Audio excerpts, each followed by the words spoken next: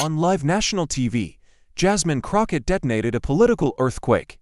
33,000 Epstein police files, a DOJ insider bragging about deleting names, and the shocking plan to erase Republicans from the record. Survivors, apt in the chamber, America gasped in disbelief, and Bondi froze in 47 seconds of paralyzing silence as the truth tore through power.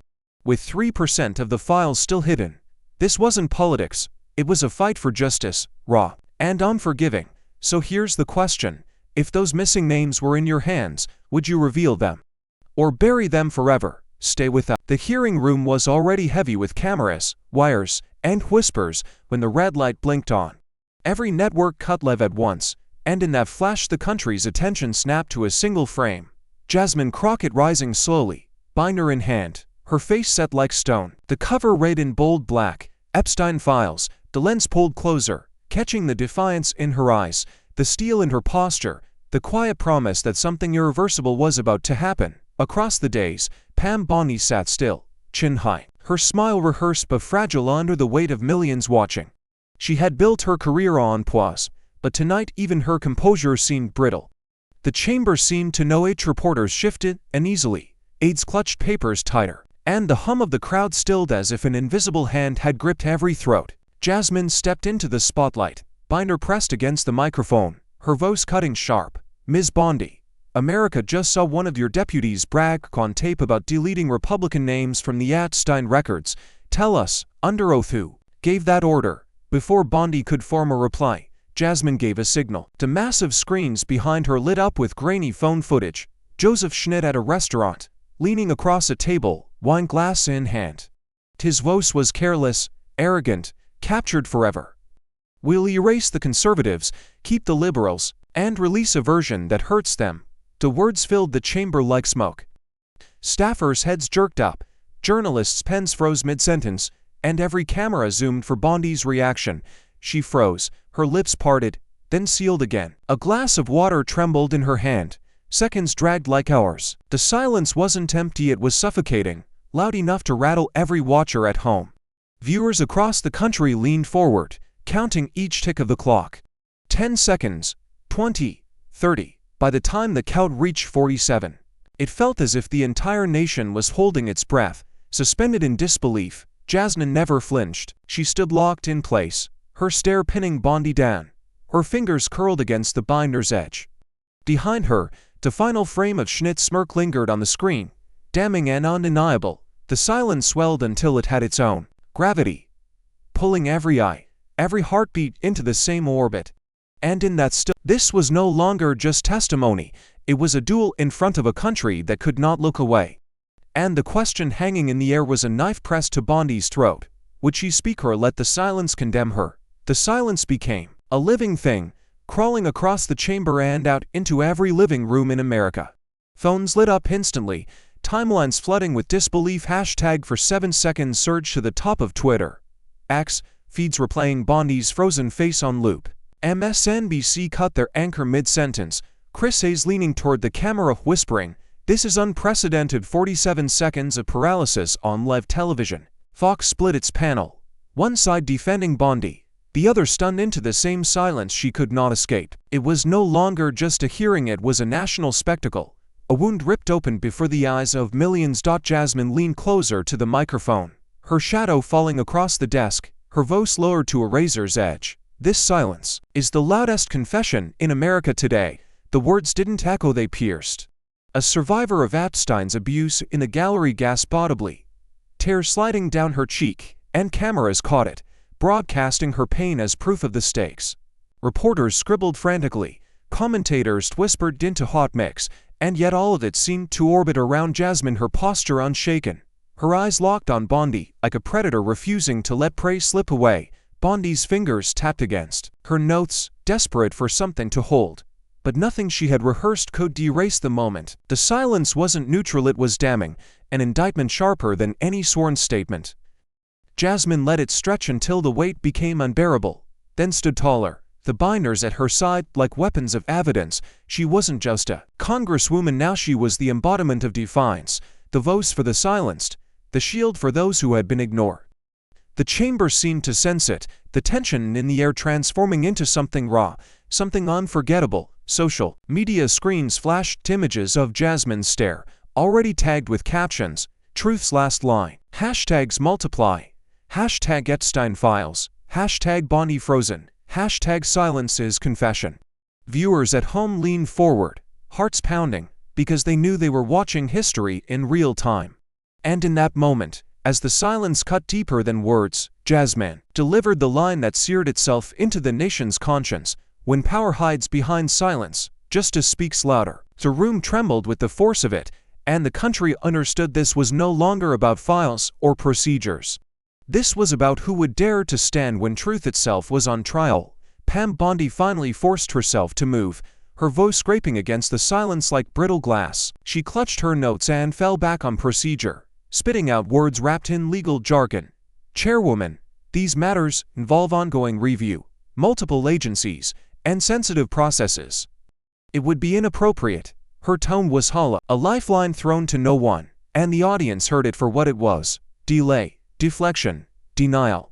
The gallery murmured, the press penned stir, but Jasmine didn't give her opponent room to breathe. She slammed the binder shut with a crack that ricocheted off marble walls. Her eyes burned into Bondi's face, her voice slicing through the chamber with the precision of a blade. "This is not Trump's courtroom, this is Congress." The words detonated, and the room reacted like a single body jolted by electricity.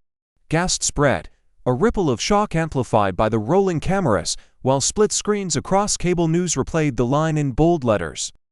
Jasmine had stripped Bondi of her shield, yanking her from the shadows of bureaucracy and thrusting her into the merciless glare of truth. Bondi's hand trembled over her water glass, her lips pressed into a thin white line, but she couldn't regain the rhythm. Jasmine opened the binder again, this time revealing pages flagged in crimson, evidence for the cameras to drink in. "We are here because 33,000 files were released. We are here because 3% remain hidden. And we are here because your own people were caught bragging about a conspiracy to protect the powerful." A voice rose, each number, each word, falling like a hammer on stone. The chamber wasn't breathing, it was bracing for impact. Then she leaned forward, slow, deliberate, her voice dropping into the quiet with lethal clarity. "The question is simple, Ms. Bondi. Who ordered the cover-up?" The air grew heavier, as though the walls themselves were listening. Networks across America froze their split screens, pinning Bondi's pale face alongside Jasmine's unrelenting glare. Survivors in a gallery held their breath, waiting for a truth they'd been denied for years. The silence that followed was darker than the first, more suffocating, because now the question had been sharpened into a blade Bondi could not dodge. Jasmine didn't blink. She let the pause stretch until it became unbearable, until every viewer at home felt the weight of that unanswered demand pressing against their chest. Then, with a tone that carried both judgment and challenge, she turned the silence outward, beyond Bondi, beyond the chamber, and into the living rooms of America. "Do you believe silence equals guilt, or can justice survive without an answer?" The line hit like a verdict, and the nation knew history had just been written in the absence of words. The screens behind Jasmine flickered to life, filling the chamber with an unforgiving glow. Giant white numerals carved into black filled the air, 33,000 to 97% to 3%. The figures loomed over everyone, bigger than any face, bigger than any excuse, daring the nation to grasp what they meant. Jasmine lifted her binder and let the weight of the moment hang before she spoke. 33,000 Epstein documents released, 97% made public. The 3% still hidden from you, from me, from every victim who ever cried out for justice. Her words rolled across the chamber like thunder, amplified by the silence that followed. Bondi shifted uneasily in her seat, her eyes darting toward the glowing numbers, as though the screen itself were her accuser. Reporters leaned forward, tens trembling against notepads, every camera lens locked on Jasmine as she drove the knife deeper. Justice isn't partial, it's whole. Who lives inside this 3%? The question lingered, merciless, echoing against the marble walls, and the gallery erupted in murmurs that quickly grew into a low rumble. Survivors in the back row gripped each other's hands, their faces a mixture of rage and hope, the promise of truth finally brushing against their scars. Jasmine pointed to the numbers, her hands steady as stone. 33,000 files tell one story, that corruption festers when unchecked. But the missing 3%, that's the real story. That's where the power hides, that's where the names live. She let the word settle, each syllable sharp, each pause more cutting than the last. Viewers at home felt it too. Twitter exploded with the same numbers in bold text. Timelines filled with questions no one in power wanted to answer. #they 3% trended instantly. Millions demanding names before Bondi could even form a reply. Bondi tried to steady herself, her pen tapping against the table in a rhythm too frantic to ignore. Jasmine didn't blink. She held her opponent in the crosshairs of the moment, her voice lowering to a near growl. 3% is not paperwork, it is not bureaucracy. It is protection for the untouchable. And every second those names stay buried, justice itself is strangled. The line hit like a hammer, and the chamber fell so quiet that the hum of the overhead lights seemed deafening. Then Jasmine stepped closer to the microphone, eyes burning straight through the camera lens, speaking not only to Bondi but to every household watching. If 33,000 files could already rattle this nation, what do you think the last 3% will do? What names, what power, what secrets are they so desperate to bury? The screen glowed brighter behind her, the numbers looming like a verdict carved in stone. She let the silence stretch just long enough for the weight of the question to sink in, then delivered the strike that turned the moment into a national reckoning. America, you deserve the whole truth, not the edited version they want you to swallow. Bondi straightened in her chair, trying to recover the ground she had already lost. Her voice took on the sterile cadence of a briefing memo, a wall of words meant to sound official but say nothing. Congresswoman, the Department of Justice operates under strict protocols. These matters involve multiple agencies, layered review processes, and established security classifications. It is reckless to suggest otherwise. The tone was cool, practiced, and utterly disconnected from the raw electricity in the room. She ended with a sneer sharp enough to cut. Frankly, Ms. Crockett, you've become nothing more than a loudspeaker for the left. The words hung in the air, meant to diminish, to frame Jasmine as partisan nose instead of principled fire. But Jasmine didn't flinch. She leaned forward, eyes narrowing, voice laced with steel. Dead or a loudspeaker for truth, she shot back, then a megaphone for lies. The line cracked through the chamber, and gasps rose like a wave. Even the reporters dropped their pens for a moment, sensing that this wasn't just a rebuttal, it was a strike that left Bondi visibly shaken. The tension curdled into frustration. The survivors in the gallery stiffened, their anger radiating at Bondi's smug dismissal. Viewers at home gripped their armrests, outraged at the dodge, at the audacity of pretending that bureaucracy was justice. Social media flooded in real time with rage. She called Jasmine a loudspeaker, while hiding the 3%. The public felt the insult not just against Jasmine, but against the truth itself. Bondi tried to return to her papers, rattling off more jargon, hiding behind phrases like national interest and classified sensitivity, but every syllable sounded thinner, hollower, drowned out by the storm Jasmine had unleashed. The screen behind them still blazed with the numbers 33,000 to 97% to 3%, mocking Bondi with every attempt to distract. Jasmine didn't need to raise her voice. The contrast between her clarity and Bondi's evasions did the work for her. She let Bondi finish her spiral of excuses, then delivered the blow that cut through it all. The American people aren't choking on protocols, Ms. Bondi. They're choking on silence. And every time you hide behind jargon, you remind them exactly who you're protecting. The chamber rumbled with murmurs, the tension close to snapping. The chair struggled to bring order, but the energy in the room was already out of his hands. It belonged to the clash between the two women, between evasion and exposure.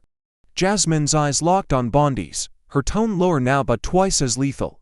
You think dismissing me as a loudspeaker makes this smaller. But I am not here to be small. I am here to amplify what you want buried. And no amount of jargon will drown out the truth. She paused, her words hanging like smoke before a fire, and then struck the final note that made every viewer sit up straighter. Because every excuse you make tells America one thing, that the cover-up is real, and you are running out of places to hide. The chamber shifted as the storm spread beyond Jasmine and Bondi. A voice cut through from the Republican side. Thomas Massey, calm but uncheckable, the public deserves the full record. If 33,000 files have been released, there's no justification to bury the rest. His words struck like a crack in the wall, and suddenly the room wasn't just Democrats pressing for truth. A fissure opened inside the GOP itself. Cameras swiveled, catching Marjorie Taylor Greene shooting up from her seat, fire in her tone. "This is a witch hunt. If we start reading names, this body will collapse into chaos.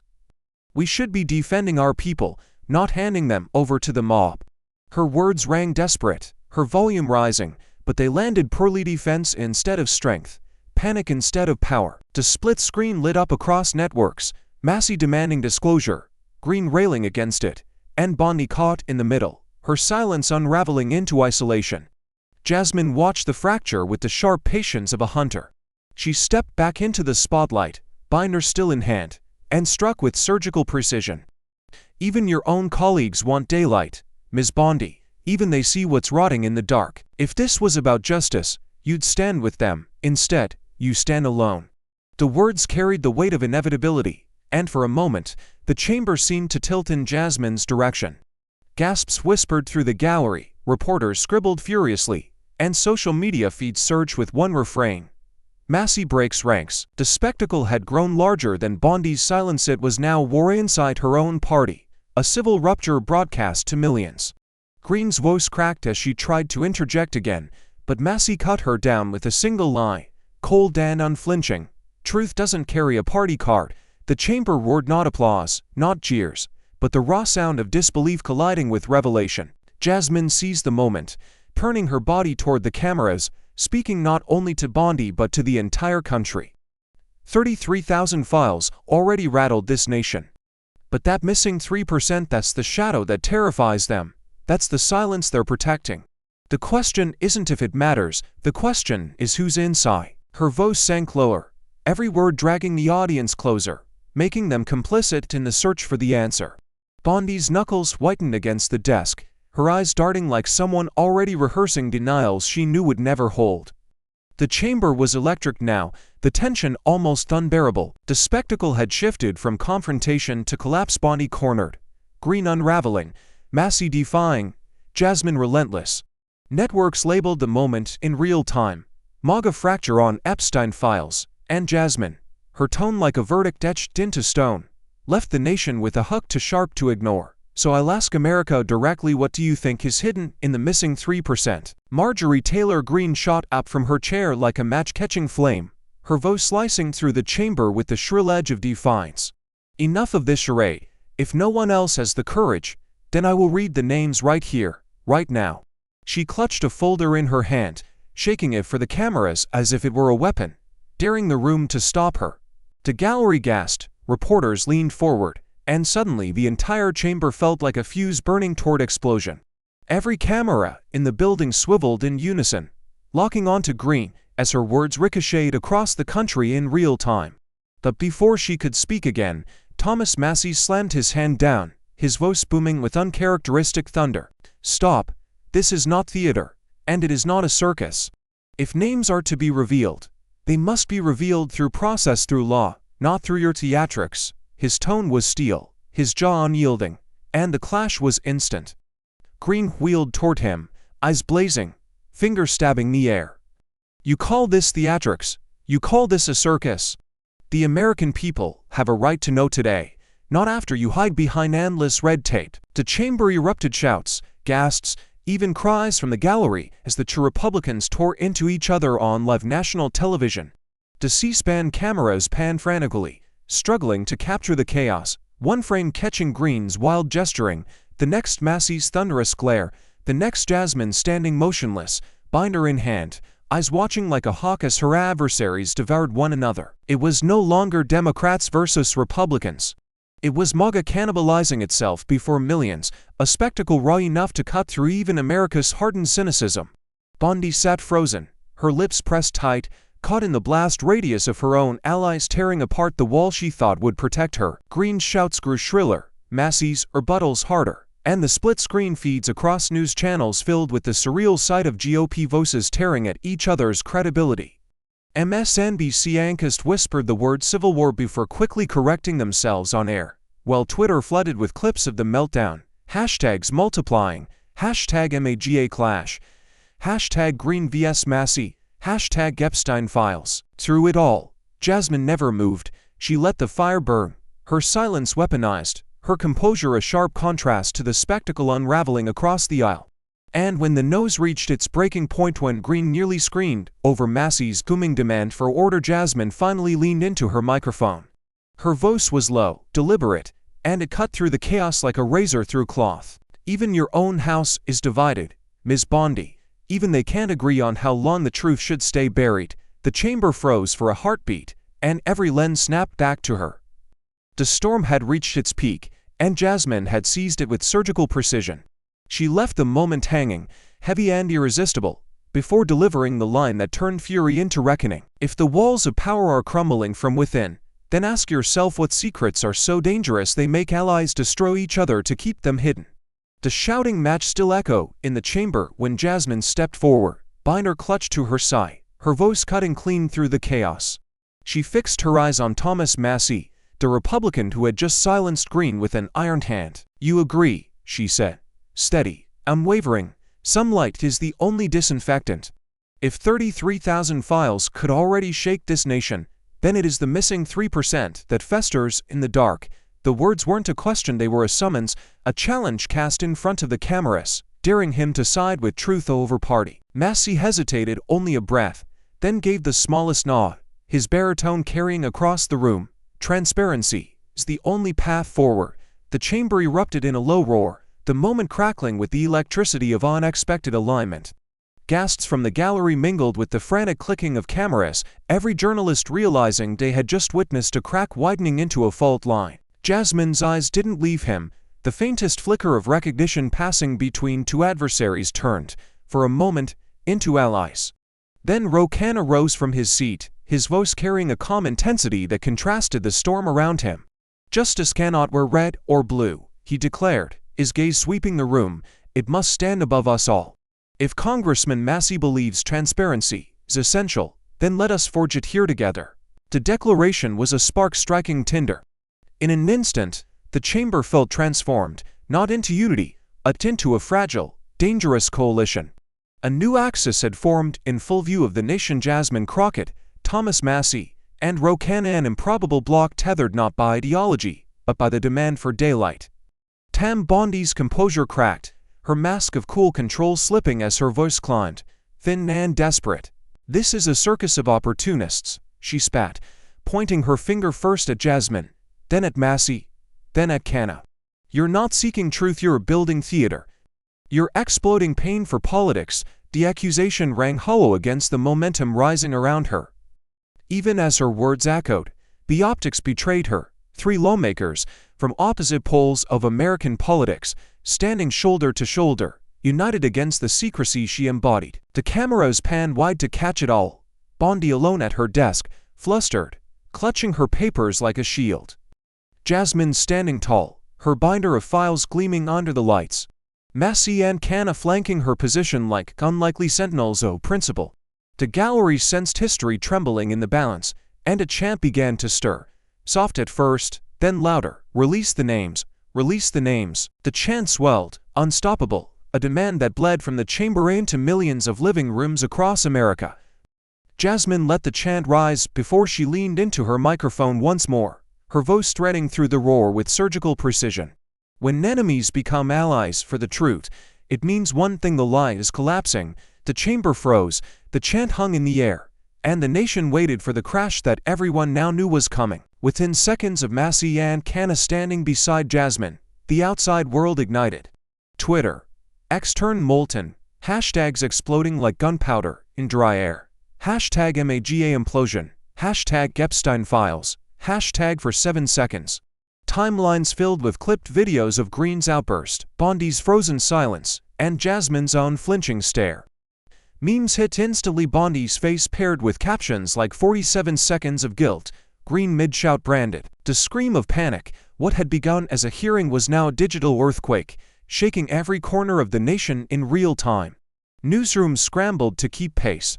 MSNBC broke into programming with a red banner. Historic fracture in GOP as Epstein clash unfolds. CNN ran a split screen of Green's fury and Jasmine's calm. The anchor whispering, "We are watching something we've never seen before." Even Fox, hesitant but trapped by the spectacle, aired the chaos unfiltered. Their own commentators split between defending Bondi and warning of a party unraveling. The feeds were relentless, looping Jasmine's line, "Better a loudspeaker for truth than a megaphone for lies," as if it had already been etched into history. In living rooms across America, viewers gripped their seats, some cheering, some seething, all unable to look away. The rhythm of the moment swung like a pendulum. Chaos one instant, hope the next. Chaos in Green's shrill defiance, in Bondi's collapsing mask, in the roar of a chamber spinning out of control. Hope in Jasmine's fire, in Massey's unexpected break from the ranks, in Canna's steady call for justice beyond party lines. It felt less like politics and more like a reckoning long overdue, a truth clawing its way into daylight despite every effort to smother it. Jasmine let the storm rage around her, standing unbowed as if she had anticipated every beat of this unfolding drama. Her presence steadied the room like an anchor, her gaze reminding both her allies and her enemies that the fight was bigger than spectacle. It was about the silence of survivors, about the 3% still hidden in the files glowing behind her. Every lens, every trending clip, every viral hashtag fed back into the chamber, amplifying the moment until the pressure threatened to crack the foundation of power itself. Bondi tried to rally, her voice high and strained. This is chaos, nothing more than opportunists tearing apart the rule of law. But her protest drowned beneath the chants swelling again from the gallery. Release the names, release the names. The chant merged with the hashtags, pulsing across screens, turning the hearing into a battlefield of voices the DOJ could no longer contain. The cameras caught Bondi's falter, her eyes darting toward the exits, her grip tightening on useless papers, as if the chants themselves were closing in. And Jasmine, seizing the moment, leaned forward with the calm ferocity of someone who understood. She was standing in history's center. Her voice carried not only into the chamber but through every broadcast and every feed. When power begins to eat itself, the truth is already winning. She let the words hang, deliberate and heavy, before driving the hook into the nation's conscience. Are we watching a historic fracture of MAGA power or the first crack in a wall about to collapse? The chants were still echoing when Jasmine raised her hand for silence, her eyes narrowing with intent. "I call former FBI Deputy Director Dan Bongino to the stand." The chamber shifted, a low hum of shock rippling through the audience as every head turned toward the tall figure striding down the aisle. Cameras followed his every step. The man once hailed as a loyal MAGA soldier now summoned into the crossfire. Bondi's face tightened, her jaw clenching so hard it looked carved from stone. Bongino placed his hand on the witness table, his expression unreadable, the room holding its breath as he adjusted the microphone. Jasmine wasted no time, her voice sharp as a blade. "Mr. Bongino, did you personally experience pressure not to release the Epstein files in their entirety?" The question landed with a thud, a hammer on the anvil of silence. For a moment, Bongino simply stared back, his brow furrowed, his fingers tapping once against the desk. Then, with a sigh that felt heavier than the walls around him, he spoke. Yes, there was pressure. From the top, the chamber erupted like an explosion. Gasps, shouts, cries of disbelief, every reaction collided in a storm of sound. Reporters scrambled for their phones, tweets firing into the bloodstream of the nation. Bongino admits pressure from the top. On the split screens of cable news, anchors leaned forward in shock, voices trembling as they repeated the words again and again. Bondi's face drained of color, her hands gripping her papers so tightly they crumpled under her nails. Jasmine seized the momentum, her tone rising like thunder. "Pressure from the top," she repeated, letting the words reverberate through the chamber. "Not from analysts, not from staff, from the top. And tell us, Mr. Bongino, who was at the top." The audience leaned forward, every camera zooming in, the air so tense it felt like glass about to shatter. Bongino shifted, his jaw working, sweat beading at his temple. "The Attorney General's office," he said finally, under direction to withhold sensitive names. The words detonated. Some in the chamber shouted outright, others clutched their mouths in horror, while the survivors in the gallery cried out half grief, half vindication. Bondi erupted, slamming her hand on the desk, shouting, "This is Ali. He's disgruntled, a traitor to his own service." But her voice was swallowed by the roar, her desperation amplified instead of her denial.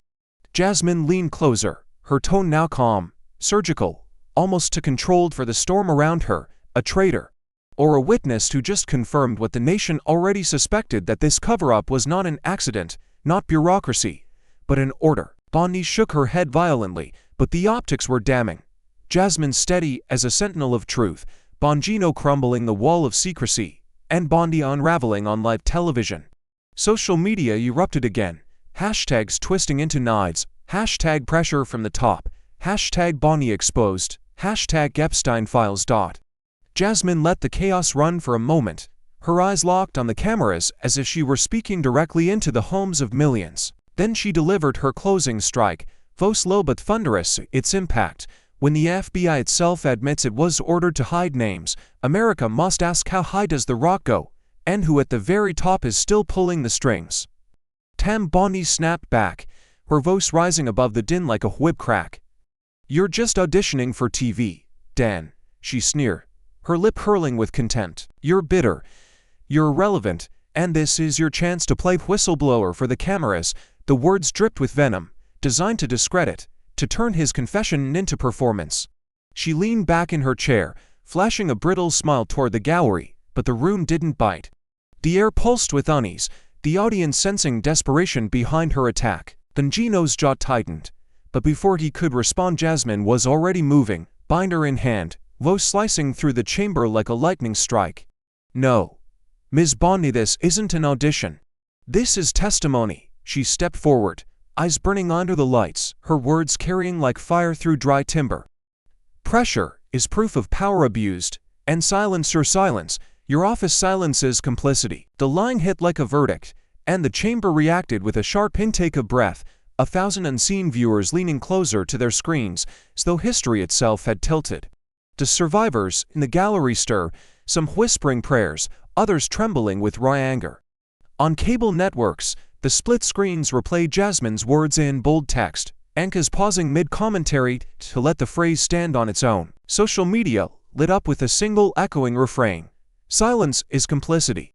The chant began to spread, first whispered in the gallery, then louder, until a rhythm pulsed in the room. Complicity. Complicity. The sound was chaotic yet unifying, a chorus of outrage that no spin doctor could drown out. Bondi tried to shout over it, pounding her fist on the desk, her voice shrill. "This is madness. This is not justice. It's a witch hunt." But the optics betrayed her. Every camera showed her rattled, panicked, struggling to regain ground, while Jasmine stood calm, fierce, unmoved by the storm. Bongino leaned back, silent now, his admission already etched into record, his presence the nail in the coffin Bondi couldn't escape. The chant swelled louder, filling every corner of the chamber, bleeding into broadcasts across the nation. Jasmine raised her hand once, the room falling quiet, her control absolute. She leaned into the microphone, her voice slower now, deliberate, the silence around her amplifying every syllable. "We have heard excuses, we have seen silence. And now we hear the truth. Pressure from the top, orders to bury names, a system built to shield the powerful. That is not justice, that is betrayal." Her gaze locked onto Bondi, unrelenting, her tone both accusation and promise. "And no matter how many times you sneer or shout, you cannot turn complicity into innocence." The chamber trembled in the pause that followed. Across America, living rooms were silent, screens glowing with Jasmine's face, her words lingering like thunder after a storm. Then, with one final strike, she left the nation breathless. "This is not an audition, Ms. Bondi. This is the reckoning you cannot escape." Jasmine didn't give Bondi a second to recover. She flipped open the binder again, sliding out a sheet stamped with the unmistakable insignia of the Bureau of Prisons. The camera zoomed tight as she held it up for the nation to see. "This document," she said, her voice carrying the weight of revelation, "confirms that Ghislaine Maxwell, convicted sex trafficker, co-conspirator to Jeffrey Epstein, was transferred to a minimum security facility. Against policy, against precedent, against common sense, the gallery erupted in gasps, reporters nearly leaping out of their seats, the scandal unfolding in real time." Bondi's eyes widened for the briefest moment, then narrowed again. She shook her head violently, her denial spilling out almost too quickly. "I have no knowledge of that decision. Placement is determined by independent review boards. I can't be responsible for every bureaucratic shuffle." Her words sounded rehearsed, brittle, the same tired shield she had used before, But Jasmine wasn't giving her cover. She leaned in, eyes blazing, her voice sharp enough to cut marble. No, that wasn't mercy. That was hush money. The chamber froze as if struck by lightning. Survivors in a gallery gasped again, some clutching their mouths, others shaking their heads with fury. Social media feeds detonated instantly, hashtags firing like bullets. Hashtag Maxwell hush money. Hashtag Bondi exposed. Hashtag Epstein files. Split-screen news anchors stammered through their shock, replaying Jasmine's accusation on loop. Bondi's denial had been swept away in the tide of outrage, her words drowned beneath the sheer force of Jasmine's strike.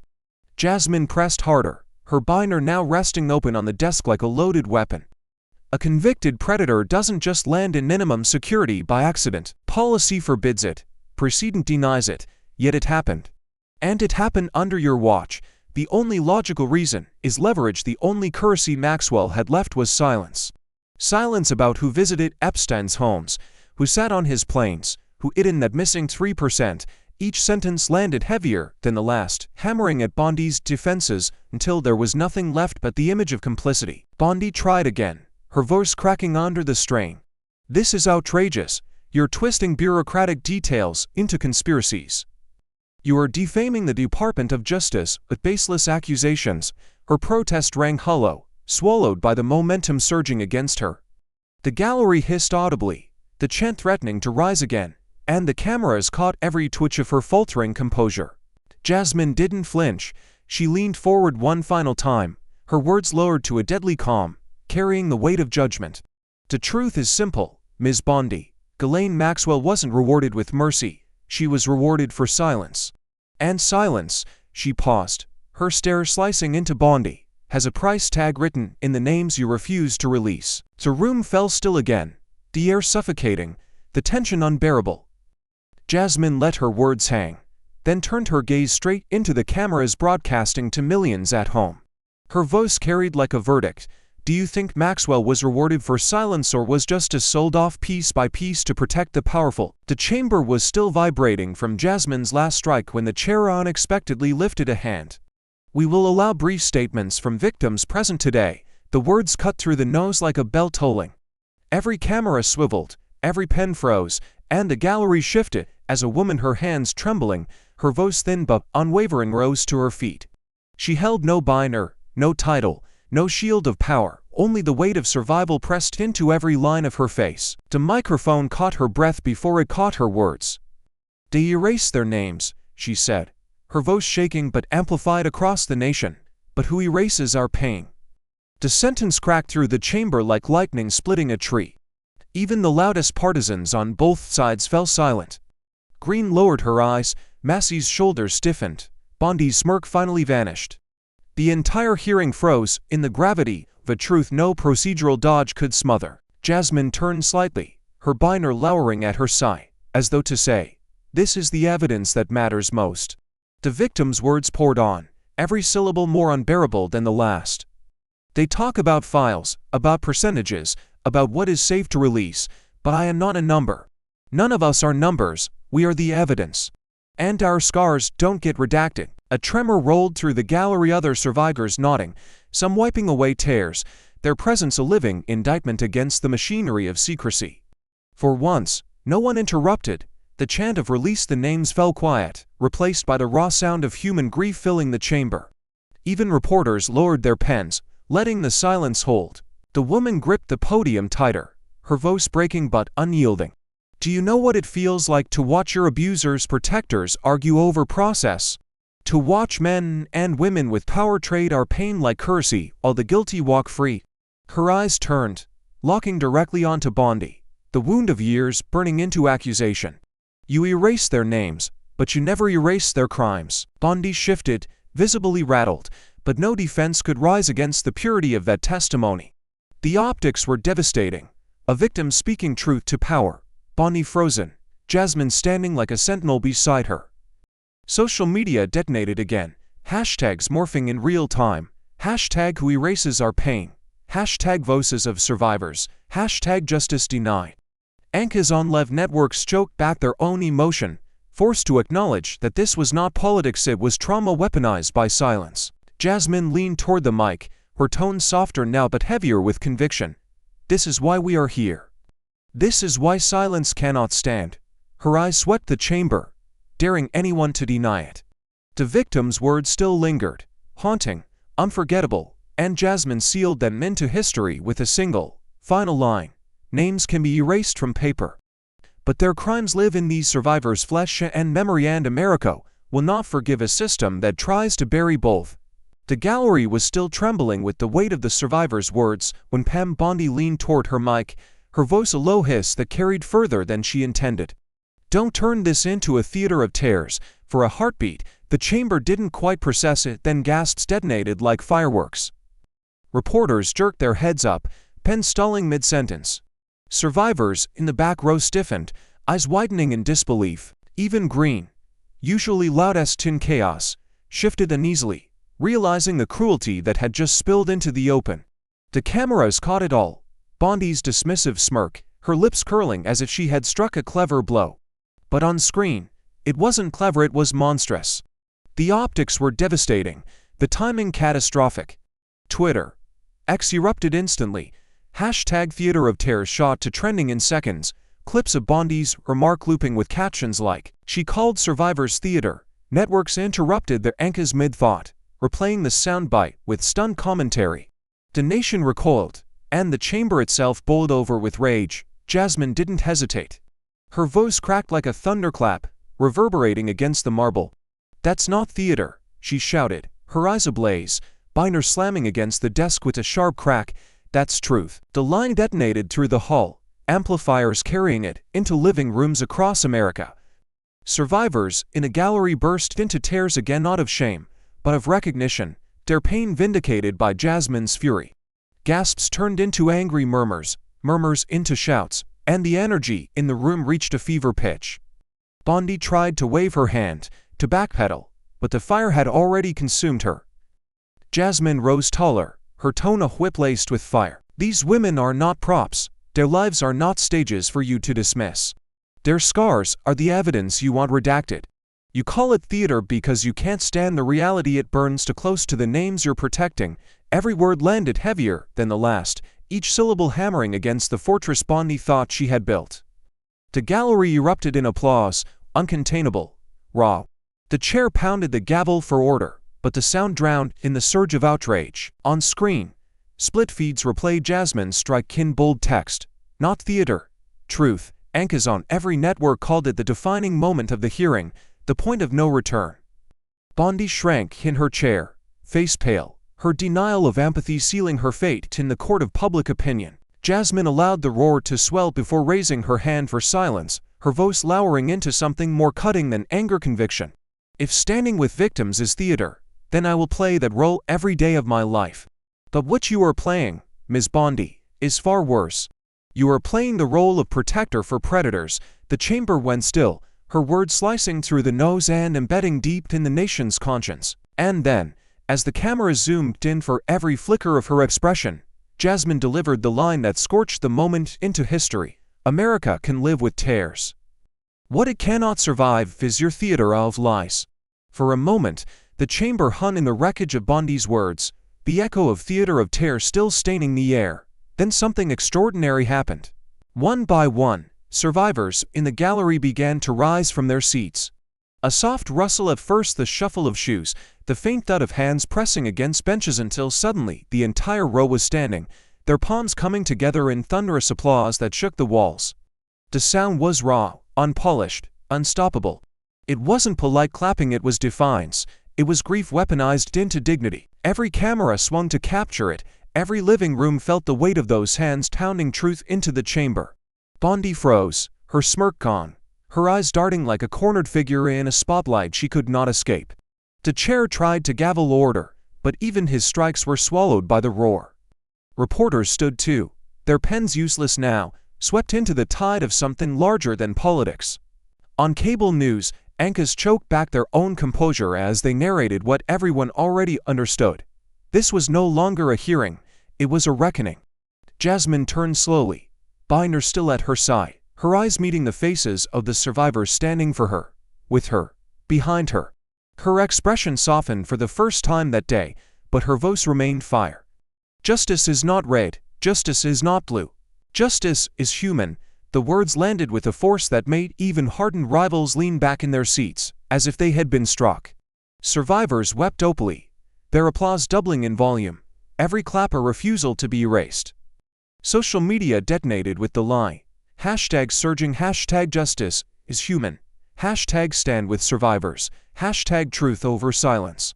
Bondi shook her head, her lips moving but her mic dead, her denial drowned by the tidal wave of sound.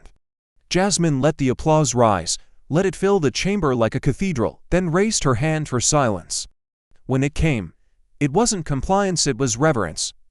She leaned toward the mic, her eyes locking into the cameras broadcasting to millions at home, her tone lower now, but carrying more weight than any gavel could command. They tried to erase names, she said, each word deliberate, but these survivors will not be erased. Their voices are the evidence, their pain is the testimony. And their strength is the judgment that this system cannot escape. The chamber stilled again, and for a long second, the image was burned into the nation's conscience. Jasmine standing tall, survivors behind her, Bondi hunched and small, the truth towering over power. Jasmine let the silence breathe before delivering her final strike, the line that would replay on every network for days. Survivors should have the first word. Survivors should have the last word. And America, do you believe they deserve anything less? The chamber was still vibrating with the thunder of survivors' applause when Jasmine pivoted back to Bondi, binder snapping shut like a blade sheathed only to be drawn again. Her voice was sharp, her pace unrelenting, each question fired like a round in open combat. Did the Department of Justice erase Republican names from the Epstein files? Gasps rippled through the room, the bluntness of the demand leaving no place for Bondi to hide. She opened her mouth, then closed it again, her silence heavier than denial. Jasmine didn't wait. Her second strike came faster, harder. Who is inside the missing 3%? Her hand shot toward the glowing numbers still burning on the screen behind her, 33,000 to 97% to 3%. The audience leaned forward, every lens zooming closer, the weight of the question pressing on every chest in the chamber. Bondi's eyes darted toward the cameras, her pen shaking in her grip, but no words emerged. The tension twisted tighter, the silence mutating into a verdict that seemed to write itself. Then Jasmine delivered the final blow, her tone lethal in its precision. Will you release every internal email, every meeting note, every directive related to those redactions within 72 hours?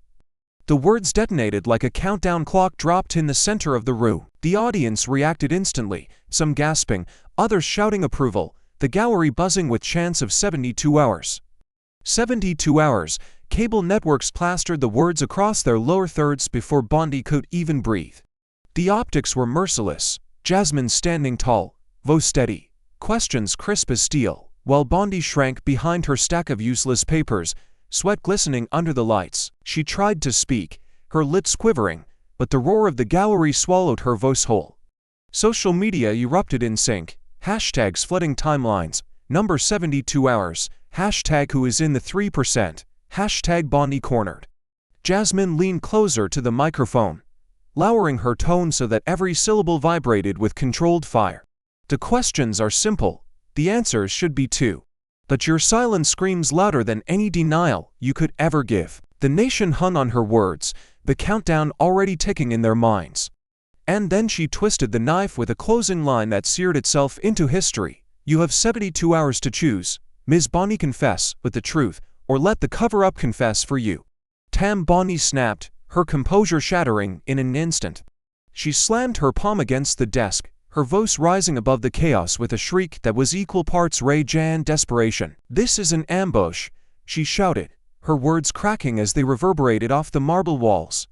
The gallery gasped, reporters leaned forward with eyes wide, and even lawmakers who had defended her earlier shifted, uneasily, in their seats.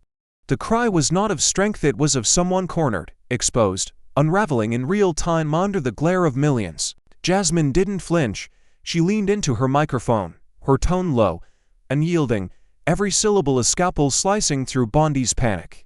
No, Ms. Bondi, she said, her voice calm but deadly. This is not an ambush.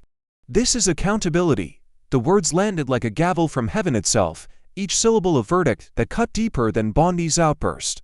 The room erupted, A roar of approval crashing over the chamber as chants from the gallery rose again.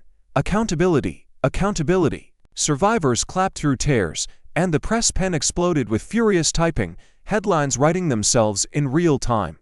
Then the screens behind Jasmine flickered, the glow intensifying until the numbers filled the air. A massive countdown clock appeared. 72 hours 0 minutes and 0 seconds.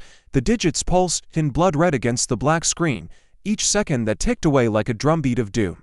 The chamber gasped as one.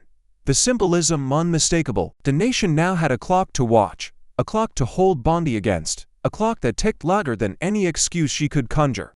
Bondi stared at it, her lips trembling, sweat sliding across her temple, as though she could already hear the seconds slicing away her power.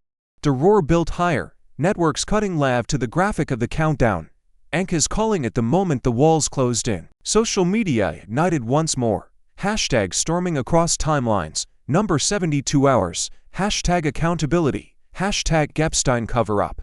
Viewers at home leaned closer, their hearts racing in time with the clock, each second daring Bondi to speak, to crack, to surrender. But she sat frozen, caught between the gavel and the glare, her voice drowned by the storm Jasmine had unleashed.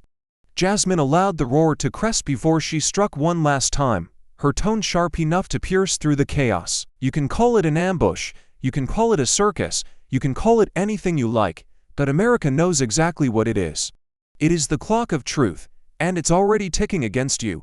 The cameras caught Bondi's face as the words landed pale, rattled, cornered while the countdown glowed brighter, each second echoing the question every viewer now carried. When the 72 hours expire, will she finally confess or will silence finish the job for her?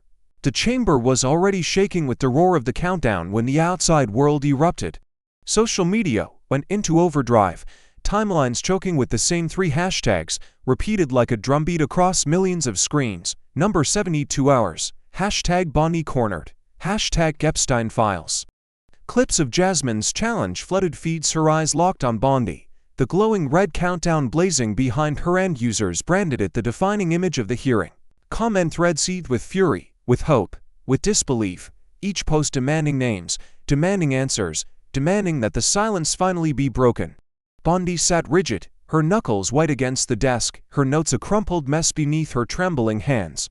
Every attempt to compose herself was undone by the giant screen looming over her, each second slipping away like sand she could not hold. Her muttered protests were drowned by the chants still simmering in the gallery, by the scribble of reporters feeding headlines into a news cycle that was already crucifying her. 72 hours, tick, 72 hours, tick.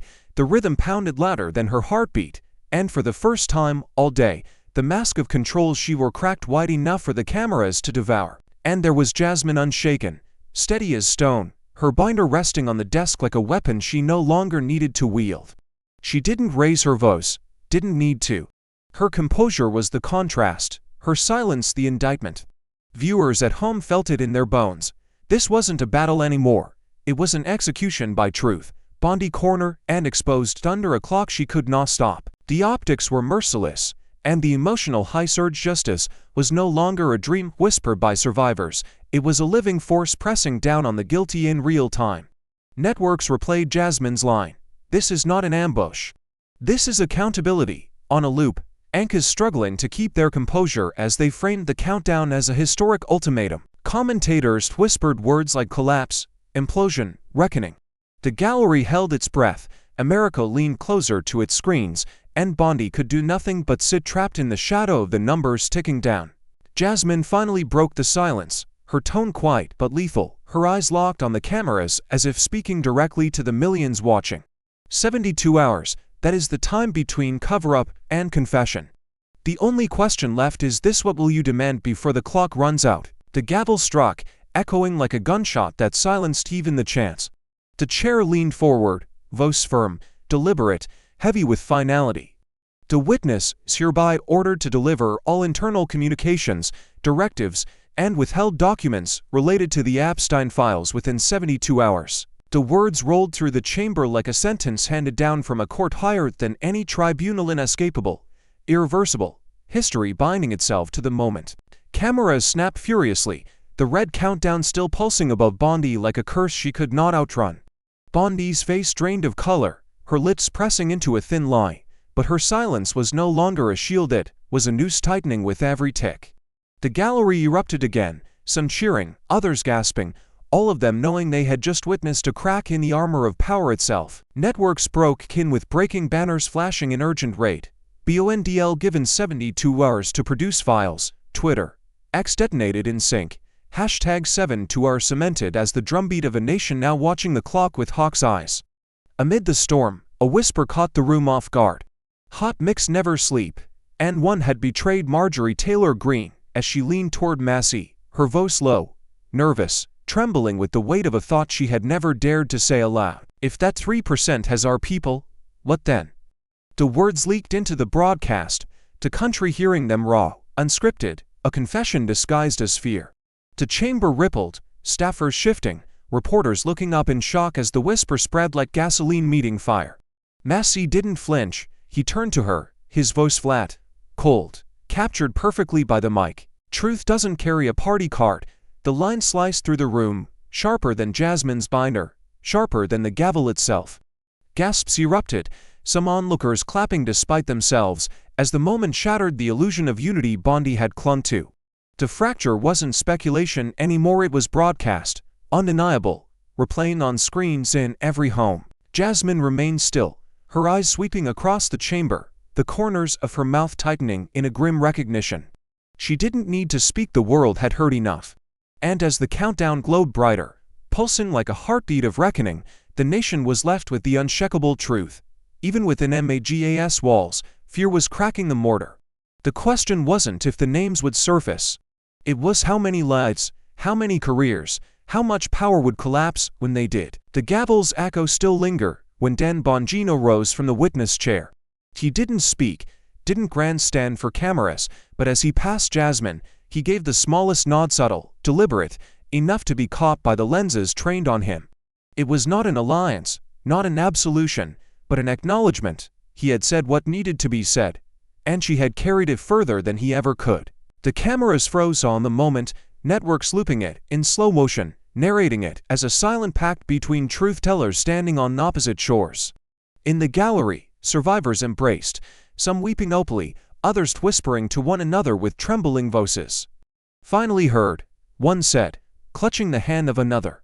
The words spread through the rows like a blessing, relief mingling with grief, the first taste of recognition, after years of erasure. Reporters captured it all, the tears, the trembling smiles, the soft applause that rose again, not for spectacle but for survival. The optics were devastating for Bondi. Across the chamber, her face looked like stone cracking under pressure, lips pressed so tightly together it seemed they might draw blood.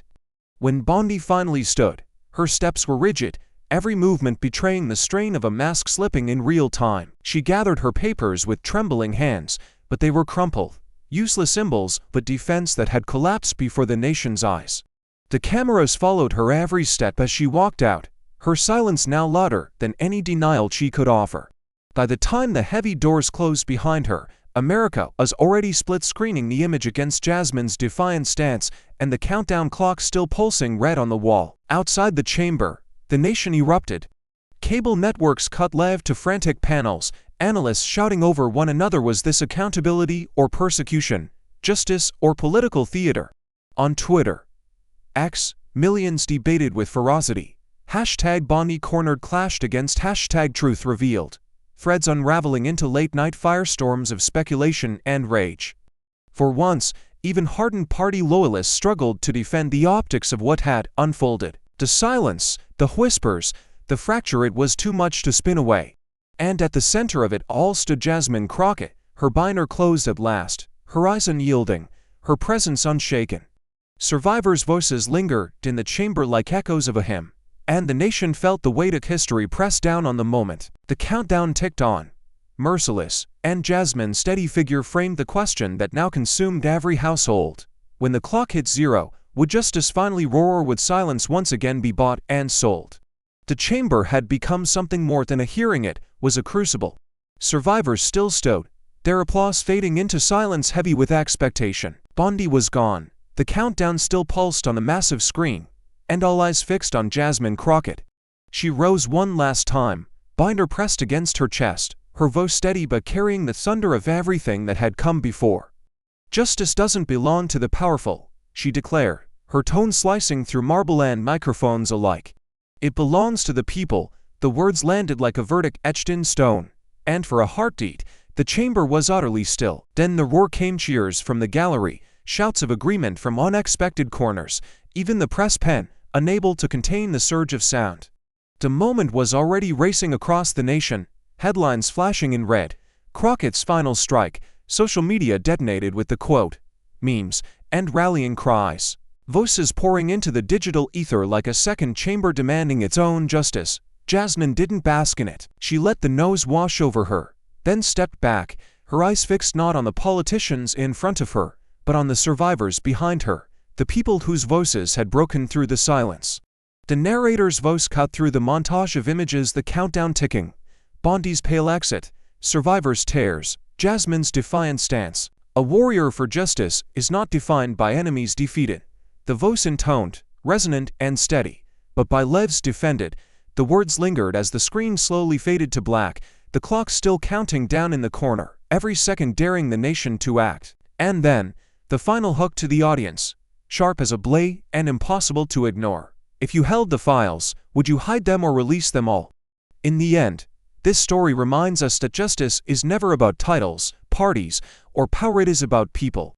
Silence can protect corruption, but voices, even trembling ones, can break through walls built to hide the truth. We all face moments when it feels easier to stay quiet, to look away, to let someone else carry the burden. But real change only comes when ordinary people demand accountability and refuse to let the powerful rewrite reality. If justice belongs to the people, then the question is simple. When your moment comes, will you raise your voice or remain silent? Thank you for watching until this moment and for standing with us on this journey for justice. Your support means everything. Like, subscribe, and turn on notifications so you never miss what's next. And we'd love to hear your thoughts. Leave a comment below and let us know what moved you most in this story. Together, our voices make a difference.